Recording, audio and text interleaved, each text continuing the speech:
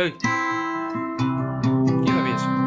ভাবিছো যে আৰু এসপ্তাহৰ পিছত লকডাউন খুলিব, তাৰপিছত জাগি উঠাম সিহঁতক লগ পাম। বে কিমানি হ'ল সিহঁতক লগেই পোৱা নাই ন।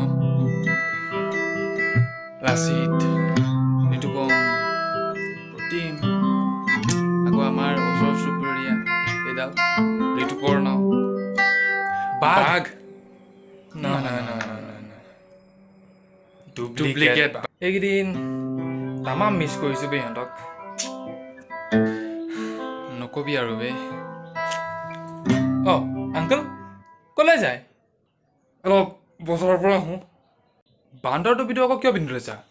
নহয় ওলাই যামতো, গতিকে পিন্ধিছো আৰু। হ'ব, এডাল গৰমৰ টুপি পিন্ধি যাব নালাগে, খুলি থোৱা। আৰু আমি দুটা আছোঁ নহয়, আমি দুটা যাওঁ। হ'ব আমি দুটা যাম, যোৱা যাওঁ, লিষ্টখন দিয়া। দুইটা যাব নালাগে। এইখন আলু 10 কেজি, চাউল 10 কেজি, দাইল 5 কেজি, চেনি 5 কেজি, বিস্কুট 10 পেকেট, পিঁয়াজ 3 কেজি, মিঠাতেলৰ বটল 5 লিটাৰ আৰু চাবোন 10 পিচ। ইমানবোৰ বস্তু? লকডাউন দেখোন ঠিকেই হ'ব এতিয়া। ইমানবোৰ বস্তু ঘৰৰ কাৰণে কিয় লাগে? লকডাউন খোলাৰ পিছত আনিলেই হ'ল।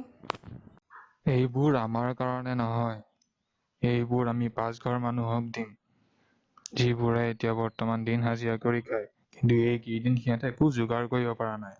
চৰকাৰে কমচে কম 5 ঘৰ মানুহক দিবলৈ কৈছে, গতিকে আজি আমি সকলোকে 5 ঘৰক আমি এই বস্তুবিলাক বিলাই দিম, বুজিলি?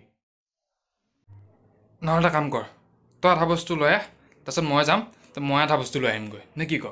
আচ্ছা ঠিক আছে, তেতিয়াহ'লে মই গৈ এই বস্তুখিনি লৈ আহিমগৈ ন, যা লৈ আহ।